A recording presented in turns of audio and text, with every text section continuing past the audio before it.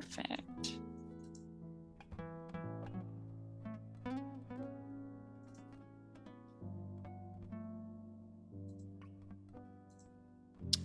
Good afternoon, folks. Welcome on in. Take some time, settle on in, say hi in the chat.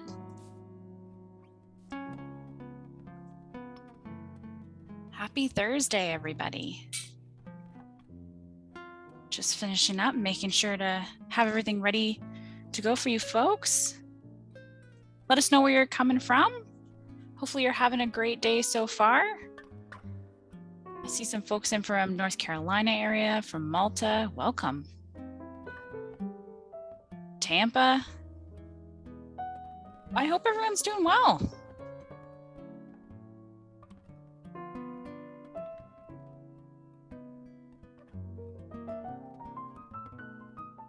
South Dakota, welcome all. Not to worry. I hope everyone is enjoying their Thursday. I don't know how everyone else felt, but this week kind of flew by so quickly. It was just all of a sudden, it was Thursday morning. We've got some folks in from Edmonton. I see Texas. More folks from Chicago area, Michigan. Welcome all. We'll get started in a couple minutes. Please utilize the chat, folks. Make sure to pop over your chat to everyone so that folks can see all of your great contributions to the community today. Hello, Calgary, Mississauga area, New York, Tanzania. Welcome. Glad to have you all.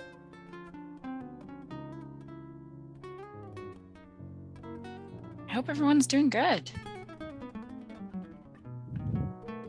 It's been a very strange weather day here in Toronto. We've gone from rain this morning, at least when I woke up, to sun, to cloud, to more overcast. A couple folks enjoying their day off. Lovely. Glad to hear. Hopefully you're taking advantage of the time. Getting some good rest and relaxation. Or if you find like myself, I find I get you clog in so many things you want to fix up in that day. So 2 minutes, folks, we'll get started. Some folks in from Winnipeg area.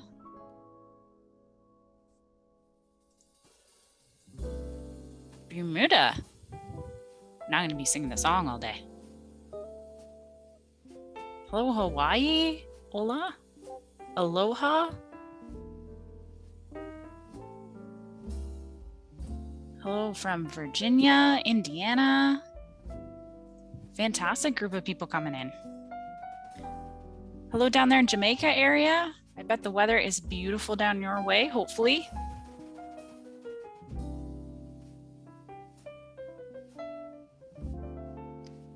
Alabama, more folks in from Texas, Fiji. More folks from North Carolina. Folks, we're gonna get started. Just about a minute from now. We've got a lot packed into this session. I'm very excited to be chatting with our special guests in a few minutes. Make sure you're set up. You have your glass of water. If you want to take any notes, please do. You have a moment to grab those last minute items if you need to. Welcome folks from New Zealand area. As well, if you're just joining us, please do make sure to pop your chat over from host and panelist to everyone, just so you can contribute to the phenomenal community we have here on a weekly basis. If this is your first time, welcome. If this is more than your first time, welcome back. Glad to have everyone here today.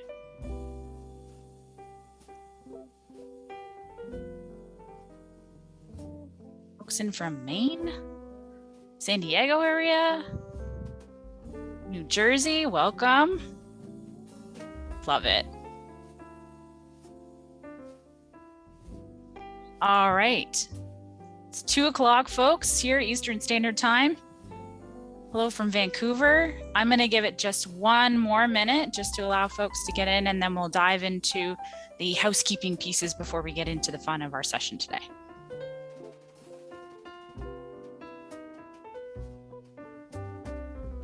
More folks in from Hawaii.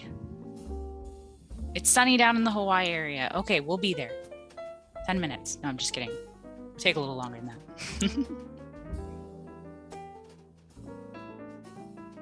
Glad to have you folks joining us. Happy Thursday for those who are just joining. Glad to have everyone joining us today. We're going to get started here in just a moment. Folks, please do take a moment to grab any last minute items. We are going to get started here. We're going to jump into the fun of our session today and our special guest in just a moment. But before we do, as always, we're going to start out with a couple of housekeeping pieces. So first of all, as always, if you've never been with us before, or this, like I've said, if this is your second, fifth, 50th time, whatever it may be, note that we are not the faces of legal or financial advice, and you don't really need me to be. Trust me, you don't want me to be. At the end of the day, we want you guys taking away tips, tricks, techniques, things you can implement within your center, within your classroom.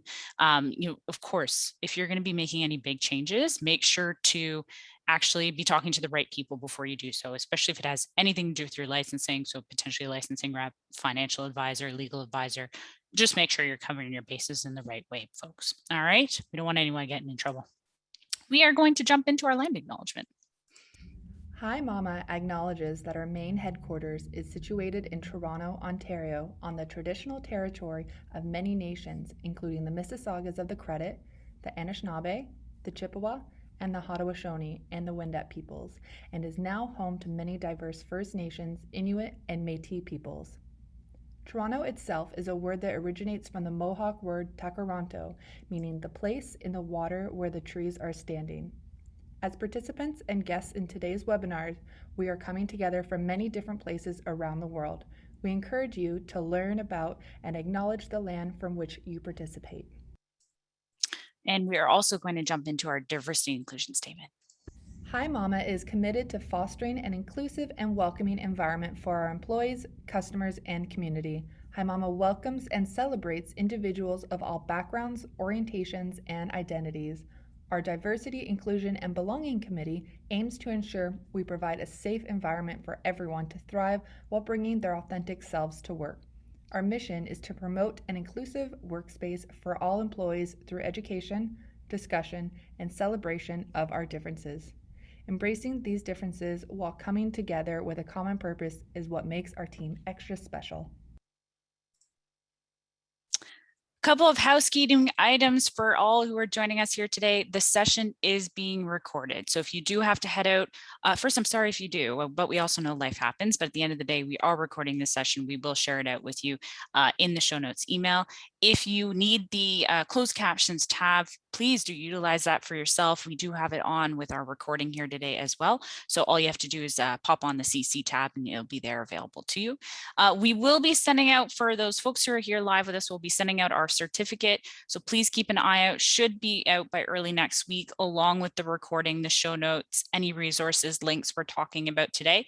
Everything, like I said, should be in your inbox by early next week. Last but not least, if you're having trouble, really hope you're not, but if you are having any trouble, especially with Zoom here today, please do seek support.zoom.us. They're the best folks. They know their product the best. They can help you out the best. I definitely have husband IT for a reason. Hey, welcome. If you've never heard of us, we'd love to be having a conversation with you a little bit more about how we can help you out in your classroom, within your center. I know we have tons of great folks on the chat here on a day-to-day who are customers here at Hi Mama, part of our Hi Mama family is what we like to refer to it as. But please, we'd love for you to check out some time, book up, I should say, some time with us and have a conversation with the folks here on our side and just see what we can do to help you out and be with you. Kaya just popped a great link in the chat. We'd love for you to book up some time with us, like I said, and know that if you do join the Hi Mama family, of course, there are tons of people here to help you. We have an amazing support and onboarding team. They're here to help you through every step of the way and to be a part of your process to help make your center take it to the next level, as well as be on the same page as you. So we have that phenomenal support team that's there, and tons of free resources, from our podcast to all of our webinars to activities to articles, you name it. It's happening on the Hi Mama website. So please take some time, check us out. There's tons of things you can utilize there. eBooks, you name it. We could go on for a while, but we won't at this point. Last but not least, know that when you're working with us, whether you're here on the webinar, whether you're working with us as a customer, whatever capacity you are in, know that we are a B certified company. And what that means is that as we do work alongside you, we are helping make the education space a bit of a better place to be in. And we hope to continue to do that through the years to come. So I wanted to make a small note here. I know many folks, I'm sure this morning we're trying to find some quiet time. I know that's very hard in the classroom especially, but some quiet time around the 11 o'clock hour, wherever you may be, to just take a moment to remember all of our fallen veterans, all of our service workers who are still working today to just help us in whatever effort they may be possible. So hopefully you had some time to do so. And if you haven't, please do take some time today at some point just to have a moment of reflection. Welcome. If you've never been here with us before, my name is Ria. I am the host here at Hi Mama Helps Webinars. I am also an early child educator myself and the community ambassador here at Hi Mama. Working alongside me on the chat is my colleague in crime, Kaya. Come on here with us. We've been doing a social piece and we've been having some spotlights. Kaya, talk to us a little bit more. I know we talked about it last week, but I love this piece that's going on right now. Thanks, Ria. Hey, everyone. Excited to be back with another amazing webinar session. So we are spotlighting some of our amazing educators in our community. I'll pop the link in the chat in just a moment here. There's a quick form, and spoiler alert, you can nominate yourself. We've actually had some amazing contributions into our community, and we'll be spotlighting all the amazing submissions that we have on our social media. So on our Facebook and on our Instagram, head over to those web pages now, and you can take a look at some of our past educators that we've already spotlighted. Their stories are seriously heartwarming. It's so great to see these submissions come in. So nominate someone you know, maybe you work with them, or maybe it's yourself. We know you're an amazing educator. If you need any support today during webinar, I'm on chat for you. Thanks so much, Miss Kaya. We will, like I said, reach out to Kaya if you guys need any help whatsoever. But without further ado, I'm very excited to welcome in Chanie. If you folks didn't get a chance to be with us during our summit in August, our early learning summit, Chanie was one of our guest speakers. She was absolutely phenomenal. She's coming in from Schools of Excellence here, and we're going to be sharing a couple of pieces up from her today. But Chanie, do join us here.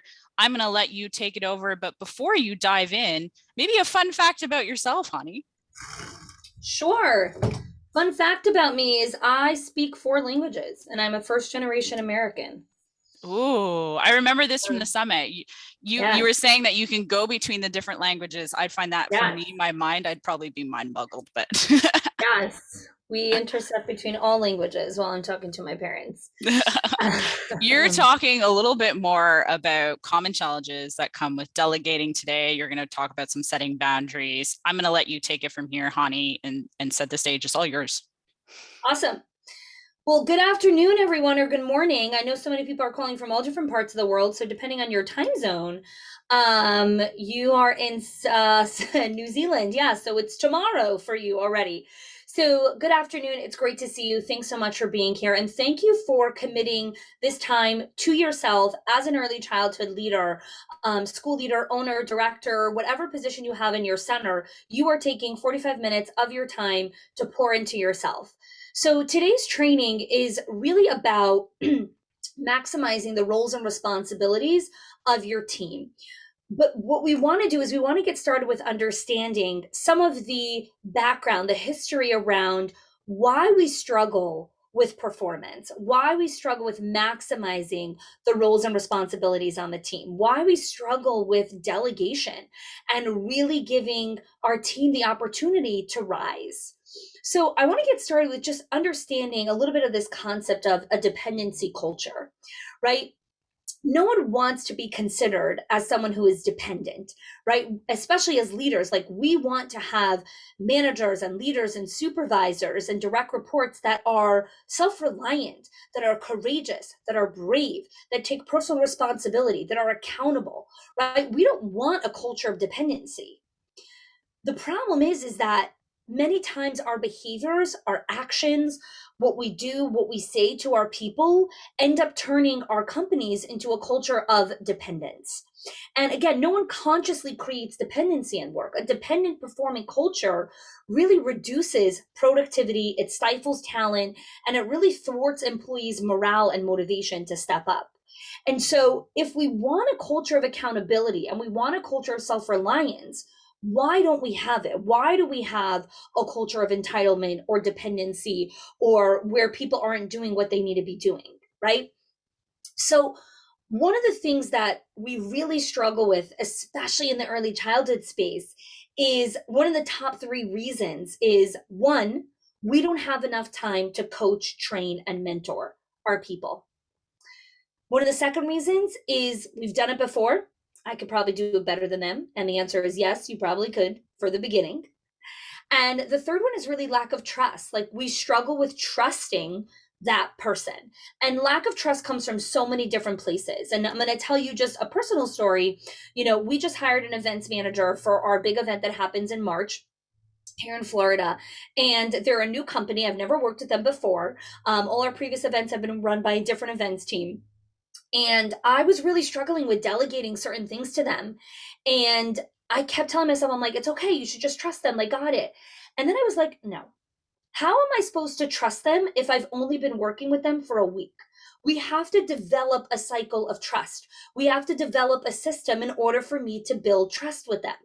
Trust for me in this relationship with an events manager is for me to be able to know that they are doing the things that they say they're going to do. Right? I don't know if they're doing the things that they're saying, right? On the calls, they're saying, yeah, we got this. How do I know that they're actually doing it? And so I got on the phone with the manager and I said, listen, we need to develop trust.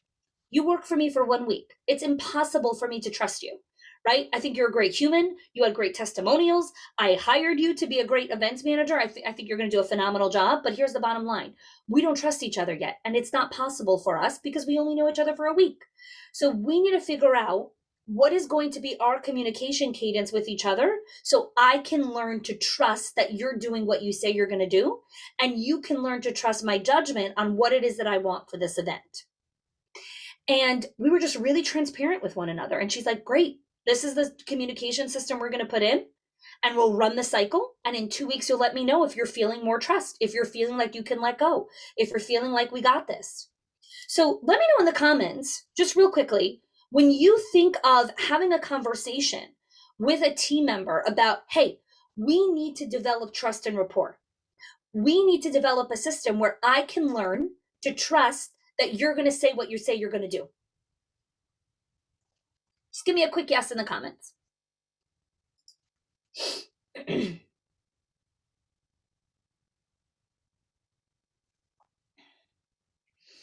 So the thing that we need to understand when it comes to not delegating, when it comes to not, like, when we hold everything on ourselves, right? And what's happening a lot right now is I just did a training this morning for a school in Southern Illinois. And, one of the people there wrote, Southern Illinois right now is having a hiring crisis. And I said, my friend, it's not just Southern Illinois. It's Northern Illinois. It's South California. It's Northern New York. It's South Florida. It's North Florida. It's West Florida. It's Texas. It's Austin, Texas. It's, Memphis, Tennessee. It's Nigeria. It's Africa. It's Australia. It's New Zealand. There isn't a single childcare professional who is not saying, I need more staff. So this isn't a Southern Illinois problem. This is a global conversation around staff. Now, what's the problem with this global conversation? Well, every single crisis has little fragments that end up seeping into culture. So when we're in a situation where we have a hiring crisis and we are looking for staff, and we are trying to hold on to every single staff member that we have because we can't let anyone go because we're already short-staffed, then what happens is we create a culture of dependency. We create a culture of, I don't want to make anything too hard for anyone or else they'll leave. I don't want to do X, Y, and Z or else this is going to happen. And so we create a culture of dependency. We create a culture where, just come to me, I'll help you, it's okay. I'll make it easier for you. Don't worry, I'll take care of that for you. Oh yeah, that's okay, you could go home early. I'll stay late, I'll take care of that for you. We are terrified that they will quit. And here's why. We are living in a culture of fear. Open up the news and listen to any media outlet. Everything is about fear, fear, fear, fear. Be scared, be afraid, be afraid, be afraid. You think that doesn't come into your psyche? We are terrified that someone will leave. We are living in a constant state of fear and stress and burnout and frustration and exhaustion. And here's the thing. Those are the same symptoms of overworking, of not delegating. Stress, sleep deprivation, frustration. You feel like opportunities for growth are lost. You feel out of control. You're limited. It's not fun. It's not a good feeling. Fear is very powerful. That's why it's used in a lot of different tactics. It's a very powerful mechanism to fear people into doing things. And it works up to a point.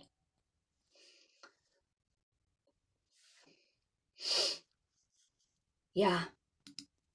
So we have fear around delegating. But what I want to talk to you is, fear brings anxiety, fear brings isolation, isolation creates depression, depression creates suicidal ideation. Fear is toxic, it is poisonous. It is poisonous. This webinar is not about fear, but please commit to yourself that you will not live a life of fear. You will not create a culture of fear. A culture of safety is not just health safety. A culture of safety is psychological safety. A culture of safety is, it's okay for me to tell my boss, you know, I'm really worried about this. I'm anxious about this. I don't know how to do this transition. I need help. Fear takes away trust. Fear breaks all cultures. It's destructive. And you have to decide today that you refuse to live your life out of fear. You need safety, psychological safety, mental health safety. So the definition of a great leader is your own definition, because each of you have different strengths and weaknesses. And each of you need to decide how you want to lead. There isn't one way to lead. It's not the best leaders always lead through this way and this way. That's black and white thinking. There's nuance to everything. You have to be aware of who you are as a person and how you need to show up and lead your team. I don't like the comment, the podcast or the things of like, the best CEOs do this. Really? I think I'm a pretty good CEO and I don't do any of those things. I don't need to do those things to be a good CEO in my company. The best school leaders do this. There's big meta concepts. The best school leaders are self-aware. They know their strengths and weaknesses. They know their triggers. They know what gets them frustrated and they stay away from those things. So how do we trust? We're worried the work won't get done, right? We're worried that it's not going to get done well. So one of the first things I always tell leaders is when you're worried the work won't get done is understanding how do you create a risk mitigation strategy, right? You're worried the work isn't going to get done. All right, well, what is a risk mitigation strategy you could put into place? Well, one of them is you could set up a follow-up system for each task. Make a running task list and you hold meetings to review deliverables, right? We're going to review every single week all the tasks that I told you to do, and you're going to show me if you got done or not. Super simple, right? But we don't want to do that because that's coaching, training, and mentoring, and we don't have time to do that. But we do have time to bitch, moan, and complain about the work that doesn't get done. But we don't have time to coach, train, and mentor. And this is such a powerful mindset shift that I need you to make here. You do have time to coach, train, and mentor. Here's how I know. Because you have time to complain when the work doesn't get done. So instead of using that time in complaining, take that time that you used to complain and go sit down with the person and say, hey, instead of me taking 10 minutes to complain to my colleague that you didn't get the work done, I'm going to take 10 minutes. I'm going to teach you how to get this done. We have time. We have to understand how we use it. Do we use it to worry? Do we use it to complain? I tell teachers all the time, they say things like, I don't have time to do this. You have plenty of time. You got plenty of time. How are you using your time? And today's webinar isn't about time. We have a ton of resources on our Schools of Excellence podcast on time, time scarcity, time abundance, time poverty. Definitely go check that out. Today's training is really about understanding how to delegate effectively and understanding how to maximize the roles and responsibilities of your team. So let me ask you guys a question, because we have so many people here in the chat, which is like beyond exciting for me. Let me know in the comments, when you think about what it means to maximize the roles and responsibilities of the team, right? Whether you're an owner and you have multiple directors and multiple centers and multiple leaders and multiple admin, what does it mean when you have a truly high performing team? That's a better question. What does it mean to have a high performing team for you? What does that look like for you? What's happening in your center when you have a high performing team? Everyone knows their roles. Amazing. What else? Everyone's using their strengths, a sense of confidence and trust. Everyone pulls their weight. Beautiful. It's collaborative. It's more productive. They're resourceful. Amazing. Look at all these comments. When you're not missed. There's clear communication. People take initiative. Jobs get done. Look at this. Okay? You could take a day off. So these are the dreams, right? But what are the things that get in the way? Well, I'll start with the first thing that gets in the way. Stress and burnout. Give me an amen or a yes in the comments if you're feeling burnt out. If you are feeling stretched so thin and so emotionally exhausted. If you are feeling stressed beyond capacity that you wonder when you will possibly take an hour off, let alone a day. I don't think our industry has a hiring crisis. I think there is one. I think there's a much bigger wave. I think that we think it's the responsibility of the school leader and the staff to break the burnout cycle. This is a giant culture issue, as a culture, as a nation, as a globe, as a species. We think that self-care is going to solve the burnout problem. My friends, a bubble bath is not going to take away emotional exhaustion.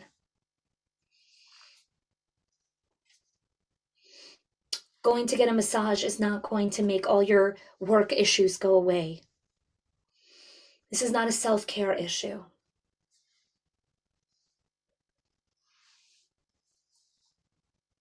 There's a lot more at play here. I'm going to read to you a quote from Adam Grant. I think he says it so succinctly and so beautifully. Burnout is not due to lack of motivation. It comes from a shortage of capacity. There are more interesting projects and more people than hours in the day. The key question you need to ask yourself is not whether you have interest. It's whether you have bandwidth. Enthusiasm is boundless. Time is finite.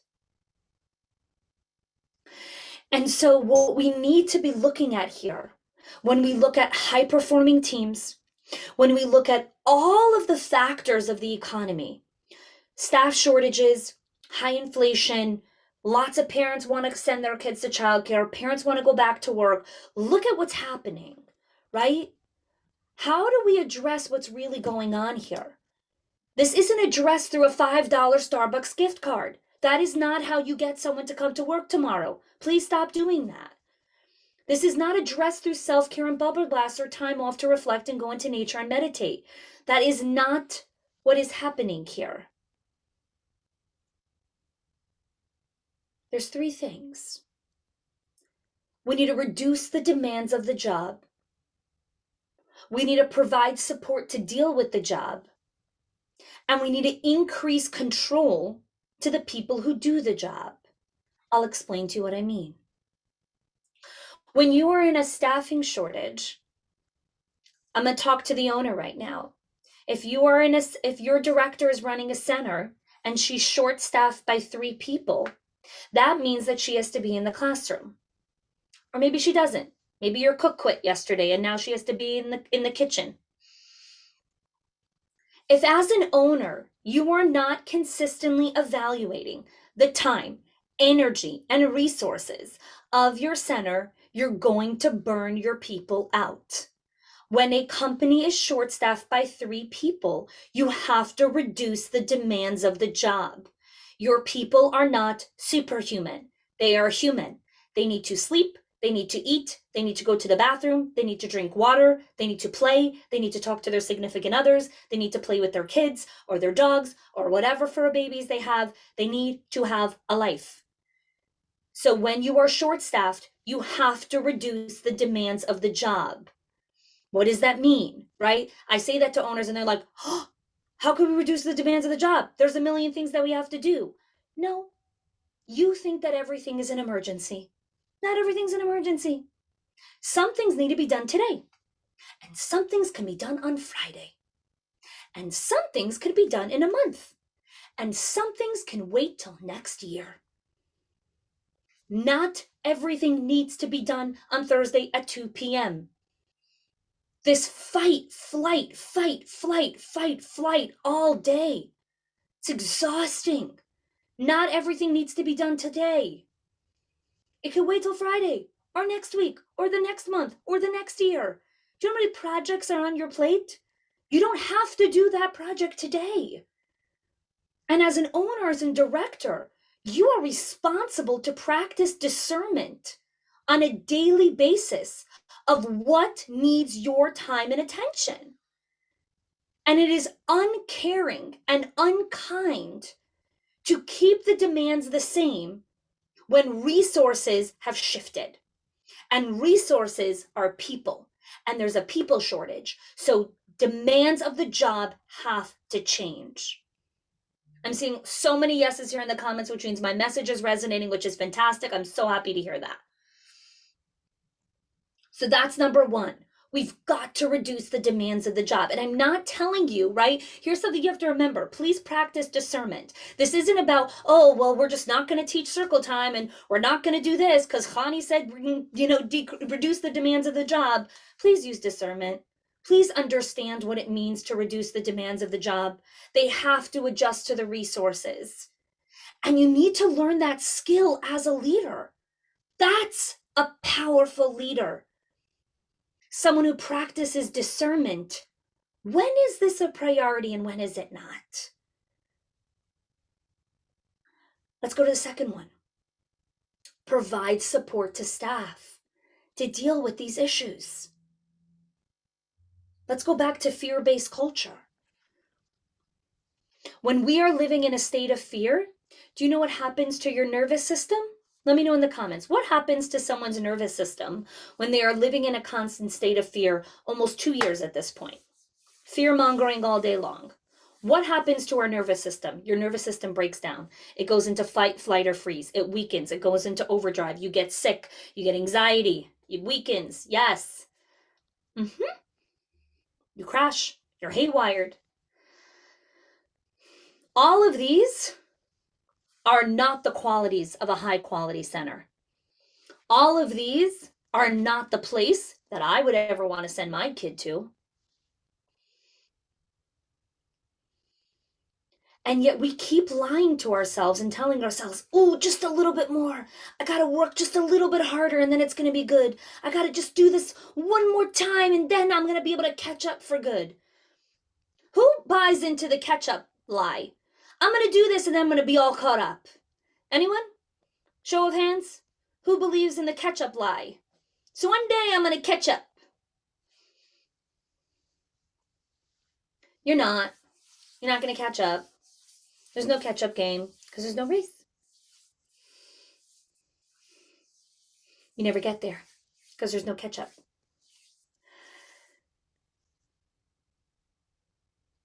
We try, and then we realize that it's a, fallacy, false pursuit.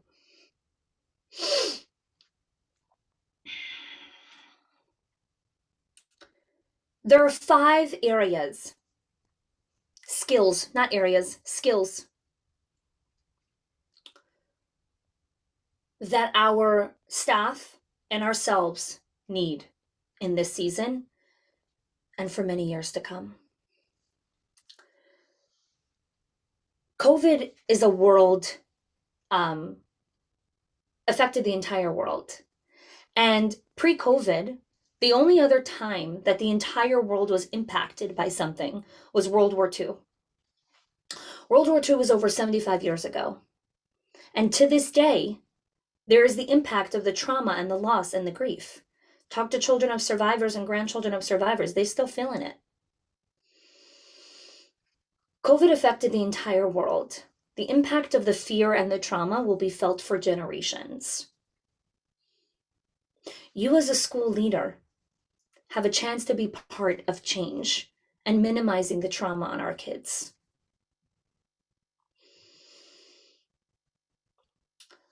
The fear has wrecked our nervous system. And so we don't know anymore. Should I say yes? Should I say no? Should I tolerate her excuse? Is it okay that she came late for the 5th time? Is it okay that she spoke out? Should I just close my eyes even though she has a cell phone? I can't believe she came in again dressed like that. That's inappropriate. We've lost our judgment. We've lost our discernment. We don't know.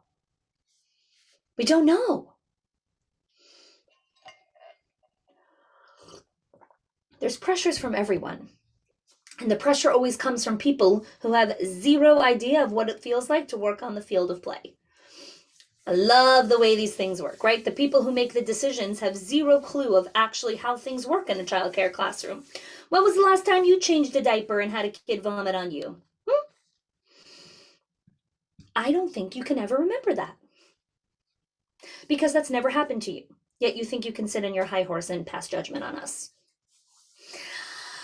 I'm not going to go into that because I'm unfortunately not equipped to deal with global policy change. But every single one of you can make change inside your center. Okay? Here are the 5 skills that staff need. Number 1, emotional regulation skills. Our nervous systems are wired. They are slammed. They are torn into 1,000 pieces. And so what happens now is the school leader has become the psychotherapist, the therapist, the counselor, the mother hen, all the things for all the people. And it's become your responsibility to handle the emotions and the frustrations and the loss of all of the staff. Guys, I love every single one of you. And I think every single one of you are superhuman. I truly do. But you're not really, really superhuman. And so you do have capacity levels. And there's only so much you can hear before it cracks you down inside and silently destroys you. Emotional regulation is everyone is responsible for their own emotions. And you can create a policy and tell parents this is the policy. And it's okay if dad is upset. It's not your responsibility to make dad happy. It's your responsibility to create boundaries and standards and policies for the safety and well-being and the growth of the children. It's not your responsibility to make sure that Mr. Smith is happy with your decision. You can create a policy in the school. You can ask a teacher, hey, I need you to move into this classroom today because that class is short-staffed, and over here we actually have less kids, so it's in ratio, so I need you to move here. It's okay if that teacher is unhappy. It's okay if that teacher is frustrated. It's okay if that teacher doesn't like you in that moment. That's okay. It's not your job to tell her, this is the emotion you're allowed to feel. She's allowed to feel whatever emotion she wants, but she needs to regulate her own emotions. And she is not allowed to verbally vomit on everyone else because she's frustrated. That's not okay. So emotional regulation is huge. for staff and for you. How do you regulate your own emotions, right? I know so many times I talk to owners and they're like, oh my gosh, some of my directors are this like bipolar roller coaster. Like one day they're like, I got this, everything's great. And the next day they're like, oh my God, Dan, this is a disaster. Very intense emotions, very dramatic. Emotional regulation. Okay. Number 2, relational intelligence. This is really hard for some people. Relational intelligence is the ability to understand that when you're standing in front of a parent who maybe isn't so happy, please keep your mouth closed. Please don't speak. Please don't defend yourself. Please don't blame. Just be quiet. Just listen. Just validate. You don't need to talk. Read the room. When you're at a staff meeting, relational intelligence. Read the body language, the tone, the eye contact, the facial expressions. Know when to speak and when not to.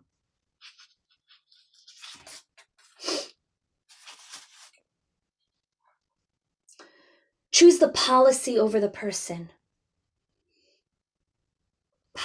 Person over the policy, right? You may have a policy in place, but how you communicate the policy is relational intelligence. You might have a policy that parents really don't like.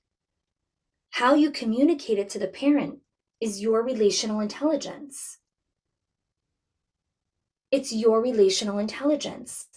And training your staff and your directors how to do this is key. You can't teach them every single hypothetical scenario, right? Like, okay, so when this happens, then do it like this. But when this happens, do it like this. You can't do that.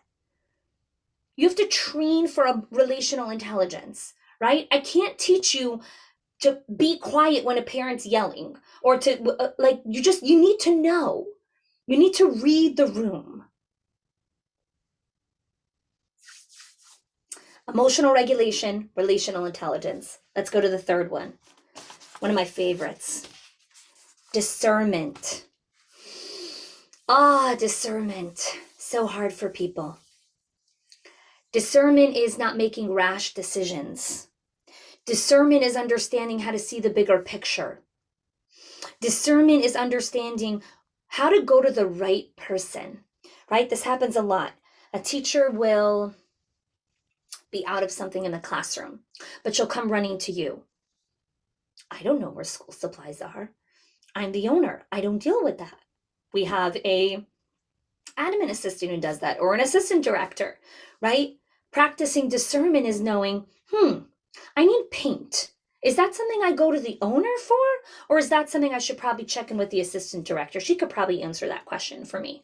Or better yet, paint. Where would paint be? Probably in the supply closet. Let me go check there first before I ask someone.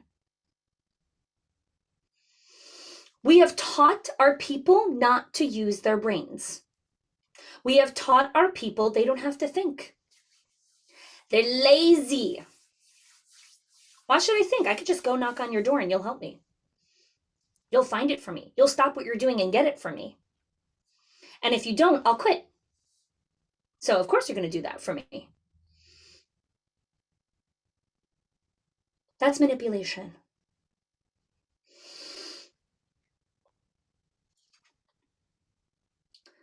Boundaries. Clear as kind. It's hard stuff. Discernment. Knowing when to manage up. Right? We're still in the third one. We're still in discernment. This will happen many times. Owners are afraid sometimes to let go, to give their directors responsibility and stuff like that. They're like, I don't know, sometimes I've trusted her in certain things, but then certain things, it's like, you have to come to me, but she doesn't understand that she needs to come to me.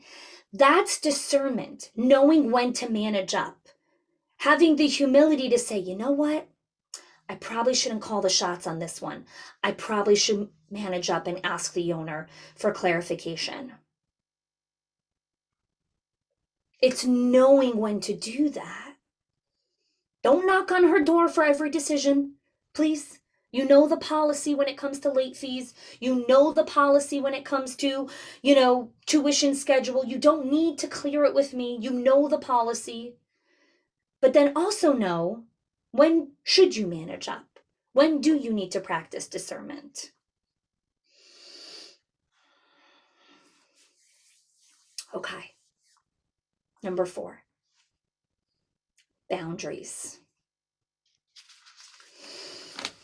I cannot tell you how many times I've gone into classrooms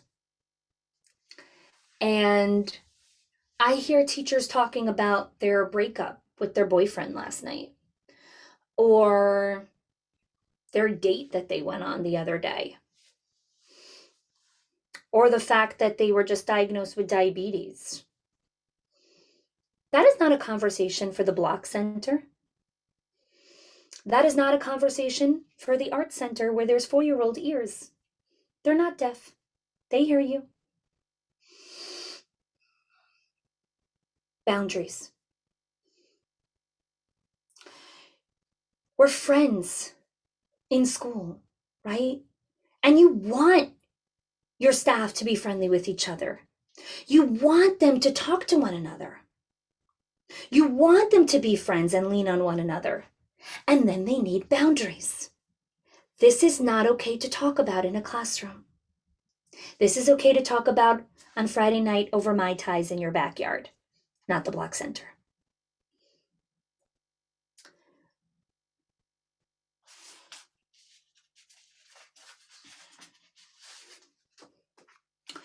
Boundaries is not overcommitting.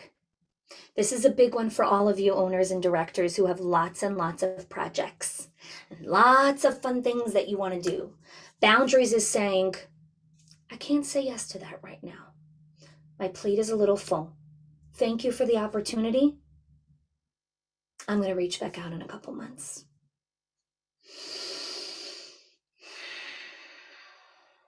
Boundaries is saying no or yes when you need to.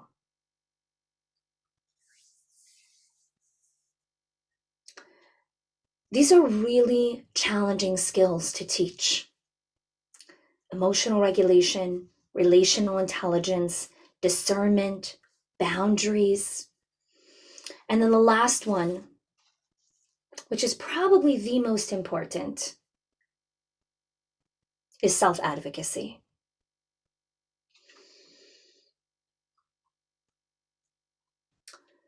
I feel that many of the staff that are coming in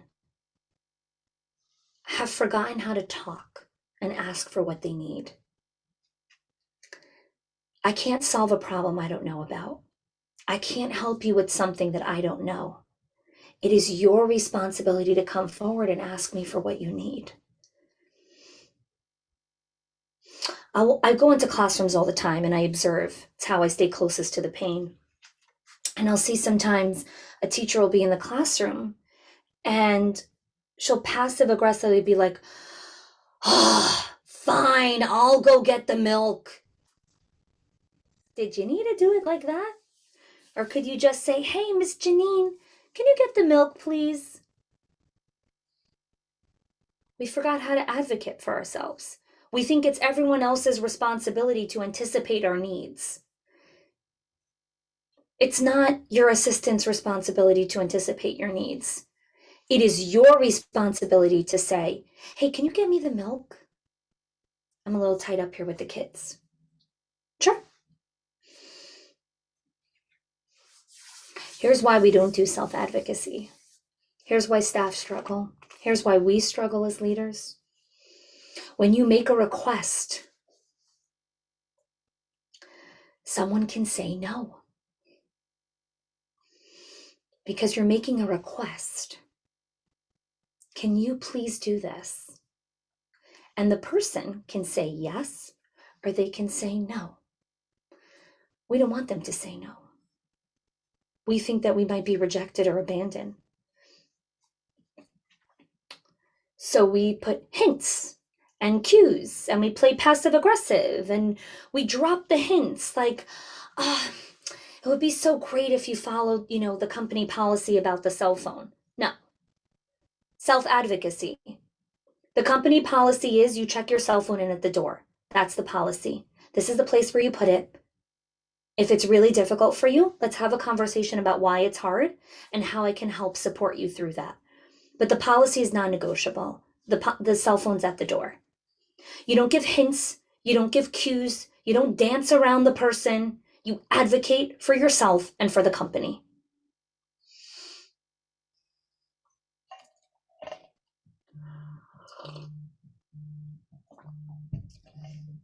So these are the top 5 skills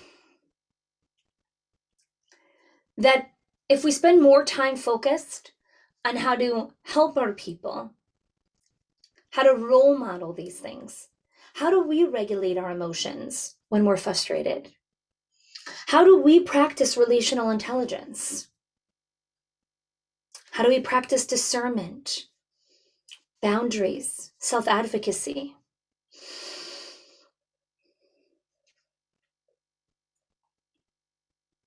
Many times I find that we want to be direct, but we're afraid that being direct is being mean or being unkind. No, clear is kind.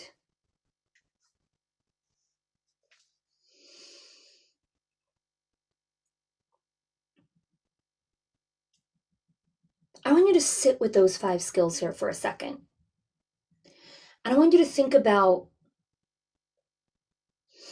there's so many things going on in your center. In about 10 minutes, you're going to jump back into your real life. Right now it's a little reprieve from what's happening. And we're going to fall back to our old habits. What do you want to make sure that when you leave today's training, you say, it stops here? At 3:00 Eastern, I no longer do this. Is it I no longer live in fear? Is it I'm going to start taking responsibility for my emotions? Is it I'm going to put in a boundary in place? That's how we create high-performing teams. That's how we become leaders of excellence who are in the pursuit of excellence.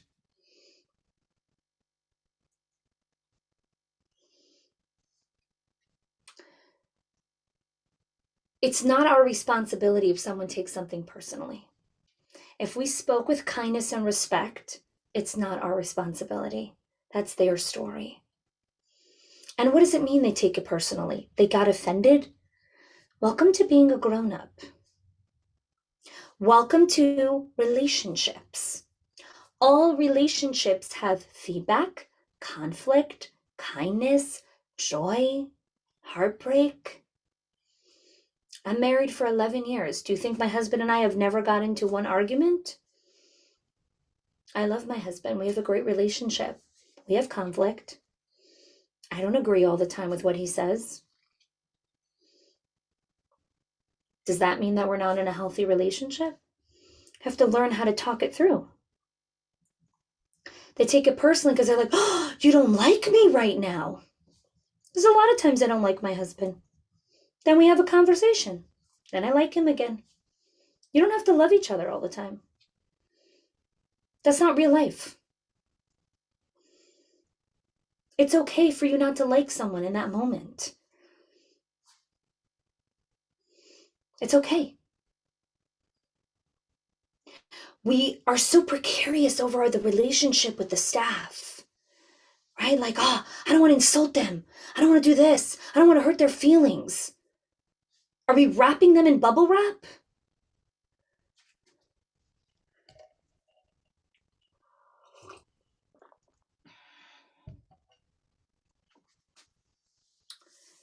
I hear this a lot, communication is key, communication is key. Communication is a symptom when you know how to regulate your emotions. Great communication is a byproduct when you understand relational intelligence. Great communication happens when you know how to practice discernment and you have healthy boundaries. Communication breakdowns happen when someone says something to you and then you immediately start crying. How many of you have staff that start crying the moment you tell them something? Or they start blaming, or they start deflecting, or they're like, oh my God, you always pick on me. They play the victim. How are you supposed to you can be the best communicator in the world?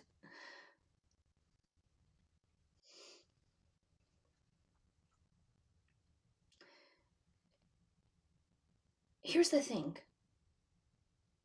It's not our job to make the other person change.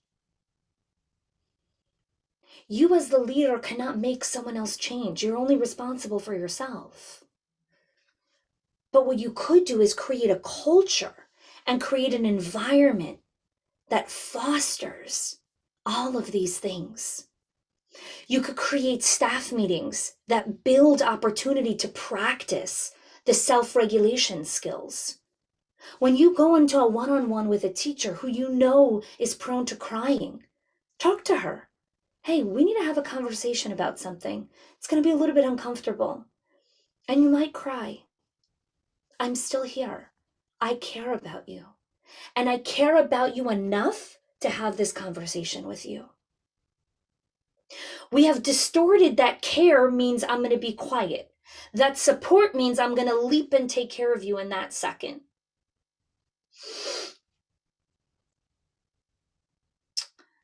There was a man who went to visit a drug rehabilitation center. And he asked the person in charge over there, how are you so successful with these patients? What do you give them here that they didn't get at home or wherever it was that they ended up here? And he said two things. Number one, I'm the first person who sees them. And number two, I am the first person who has told them, no. No, you can't have drugs. No, you can't take those narcotics. No, you can't have a beer at 7 o'clock in the morning. Because I care about you. I love my kids. And I care about them enough to tell them, no, you can't have Halloween candy in the morning. No, you may not go to bed at 10 o'clock at night when you have a test tomorrow. Kindness is boundaries. I love my children so much. And that is why I tell them, no, you can't act like that. No, it's not okay to exclude that friend. That's unkind.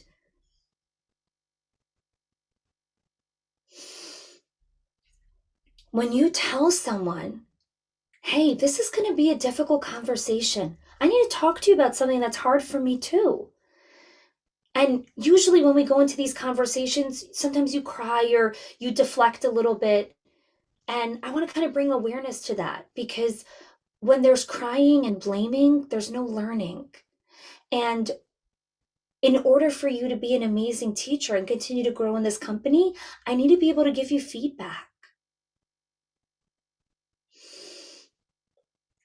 I give feedback all the time to my employees.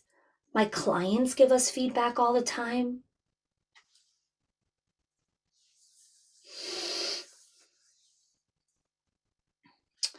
Yes, owners are always going to be caught off guard. Entrepreneurs, business owners, CEOs, part of being in leadership is you can't possibly anticipate every single thing. To live is to live in uncertainty.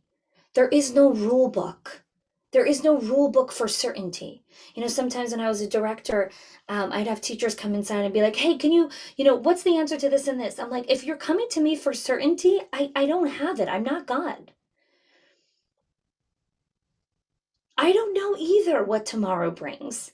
I have no idea when these regulations are going to be lifted. We're working as a team to do the best that we can with what we have. It's not my fault that these guidelines are in place, right? We've created this culture where it's like, well, it's your fault that this is happening and it's your problem that this is going on. And I'm the leader. I'm going to chart this course for us. And we're going to do this together. We're going to do this together. So I want to do here in the last 5 minutes, and I wish I had more time. The time goes by like that. Maybe we could do a part two, Ria. They've been asking, honey. Okay. Well, maybe we will. Maybe we'll do a part two. But what I want to do in the last 5 minutes here is I want you to sit still for a moment with the 5 skills that I shared, and I'll repeat them one more time. And I want you to choose which one of those skills are you going to practice as you go into next week. Emotional regulation, relational intelligence, discernment, boundaries, and self-advocacy. So let me know in the comments. Shanice, you already shared with us. Thank you, Shanice. Pick one. Do not pick all. You're not superhuman. 1. Do not pick 2. Do not pick 3. Pick 1. 1, 1, 1. Which one are you going to start practicing as you move into the next week? And if you chose emotional regulation, right, think about, okay, how am I going to practice emotional regulation? Well, let me think about it. What typically sets me off guard? What startles me? What sets me off, right? Maybe what sets you off is when teachers come in and they're like, I call it the huffing, right? Right? Or the groaning, right? And that really sets you off, and maybe it makes you really upset. And you might say, okay, when I hear that, I'm going to take a deep breath and I'm going to tell the person, I'm not okay with that behavior. Can you please start over? Guys, this isn't giant moves. Brene Brown always talks about how we want these extraordinary lives. We want these massive moments. But really, when crisis hits, what do we want more than anything? Ordinary moments. Give me the ordinary moments. Give me the moments of, let me go see the child laughing on the swing. Let me go see that, all the staff are here. Let me go say good morning to a parent. We want ordinary moments. We don't want drama.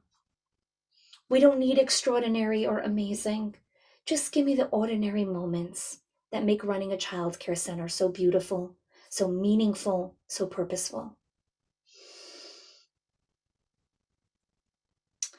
And so I want to leave you with this. Remember the work that you're doing is greater and larger than life itself. And you may be subject to bureaucracy. You may be subject to a lot of governmental mandates or things that are going on. But please remember the humanity inside of yourself, the humanity in the staff that you work with, and the children that are silently watching and observing everything that you're doing. And you might not get an applause for regulating your emotions in that moment. You might not get a giant promotion for putting that boundary in place. But what you are doing is modeling that this is how to be a functioning grown-up and an active adult and citizen in society. The kids are watching. And if we want to be part of the next generation of leaders, of what education looks like, it starts with us. It starts with us. So I want to share some ways that you can find out more about the work that we do at Schools of Excellence. I want to share a little bit more about some upcoming things that we have. And I'm definitely going to connect with Ria after to possibly do a part 2, since I see a lot of requests for that, and I would be more than honored to do that. Okay, amazing. I'd be so excited to do that. Yeah. So the first place you can go is our podcast. Our podcast is called Schools of Excellence. You can find that on Spotify, iTunes, Google Play, wherever you listen to podcasts. And that's inside the comments here. We have over almost 60 episodes. All of the content on the podcast are free. There's downloads. There's so much amazing resources. So definitely go check that out as a first place. The other place that I would love for you to go, if you're an owner and a director and you want to learn more tangible systems on how to delegate, on how to create high-performing teams, then please sign up for our waitlist for our Delegate to Elevate workshop. Ria, I think you have the link for that, and she could put that inside. We do. Amazing. We could put that inside the comments here. It'll also be in the show notes and in the follow-up webinar as well. So that is a workshop for owners, mainly for owners, also directors as well, and how to delegate to elevate your center. Ria and Kia, I want to thank both of you for giving me this opportunity to be here to teach what I love. Thank you for being such an amazing audience. It's just, I'm so grateful to be here to share this with all of you. Honey, it has been such a pleasure to have you on, listening to you this afternoon. And I can say for everyone on the chat, so inspiring. There's so many pieces that I wish I had when I was working in the classroom. Folks were just loving every bit of this. So I can't thank you enough for spending this hour with us. I know it flew by, and the folks have had so many takeaways. So once again, folks, connect up with Chanie. Schools of Excellence is your website, and we will make sure as well your link to your workshop for owners and directors. Please do take some time to check that out. It's gonna, if anything resembles today, it'll be just as powerful, if not more, I'm sure. So thanks. Did we want to answer some questions? I know we're at the top of the hour, but I'm happy to stay if we have a couple of questions. Ria, how about this? We have one or two questions. Let's take one or two. And folks, I'm just going to pop up a quick little poll here. Please take a moment to go ahead and answer that before you head out for today. I know we'll run over time just by 2 or 3 minutes, but we'd love to know how we can help you out within your center and be a part of your trip here, as well as Chanie was talking about. So please do take some time, as well as Kaya's popping in the chat the link to sign up for next week's webinar, which we'll touch on in a minute. But Chanie, of course, the big question, the one I've kind of seen most of the conversation is, what about that one educator or 2 or 3, it doesn't matter, or that one director, owner, whoever, who just maybe doesn't want to change? And I'm sure you've had this question. Yes, before. Such a good question. I love this question. Okay. So something that's really important to recognize is when we're in a service-based industry like childcare, and especially when our industry is, predominantly female dominated, we're nurturers, we're caretakers, we're givers. And what we need to remember is we cannot want something more for someone else than they want for themselves. And so while we might be saying, oh, I really want her to change, I really want her to have this, or whatever it is, you can't want it for her more than she wants it for herself. And so it's really sitting down and having this conversation and saying, listen, these are a couple of conversations that we've had. Here's a couple of things that have been going on. I really want you to be in this company. I really want you to be part of this organization. I see a lot of opportunity and potential in you. Do you want it? And they'll usually say, yeah. Great. Your behaviors are telling me a different story. Your behaviors are telling me that you don't want it. I know verbally you're telling me you do, because I think maybe intellectually you do. I just don't know that you're ready to do the work that it entails to actually do this. So this is what the behaviors look like in order for be a team player. Boom, boom, boom. And see if and then here's the thing. You want the invitation. Would you like to come along with us in this journey? Right? You want to send the invitation, see if she accepts it. So that would be just my answer for that question. One more question before we head into the wrap up for today is, what about those educators or directors, owners? I'm not sure who exactly it's pinpointed at, but that you have to continually, of course, you're going to continually train and mentor as you do grow as a center, but with the same tasks over and over again. What's maybe a starter piece for the conversation to have to maybe get out of that rut? So you're saying get out of the rut of having to consistently repeat, please do this? Yes. Yeah. So I think it depends also in the context of the tasks. So I'll give it in the context of the owner telling the director, let's say. So let's say you're an owner, you own multiple locations, or even if you own one location and you have a director, administrator, or even whatever it is, and she's not following through with her responsibilities. What you need to do is really come back to performance management. So what happens a lot is, as owners, we struggle with seeing the nuance between micromanagement and performance management. It's a very, very big difference.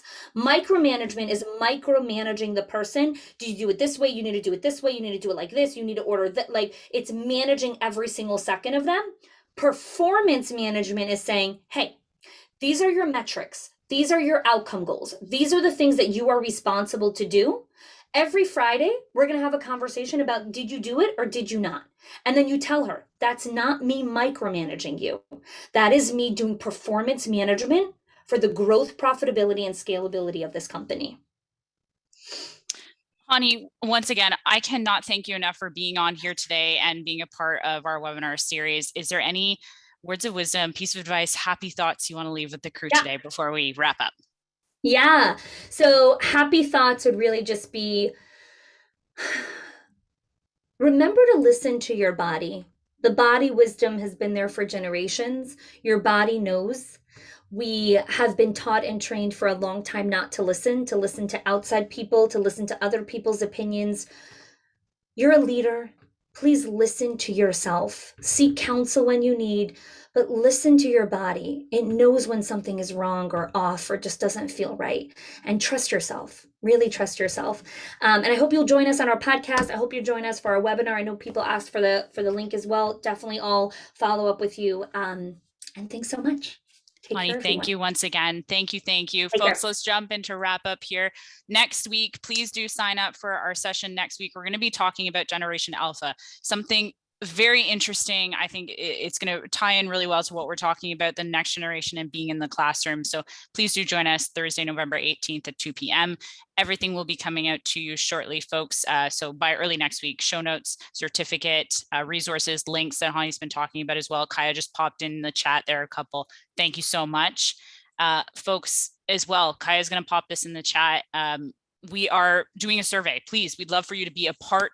Let your voice be heard of our Hi Mamas benchmark report. This is an annual report we do every year. We would love for you to join us in 2021. Please do take some time just to fill that out. It is a pretty quick one.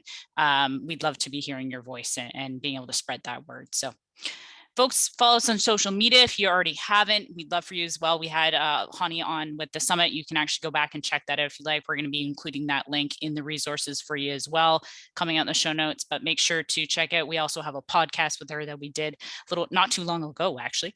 So we'd love to share that up with you as well, folks. Thank you so much for staying over with us a little bit. It's been a wonderful session here today. Kaya, before I go, did I miss anything? You got everything. I was captivated for the last 1 hour and 7 minutes. That was amazing, Chanie. So super, super great. I agree. Thank you so much, folks. Thank you so much for being a part of today. Stay healthy, stay happy, stay safe, and we'll see you next week. Bye-bye.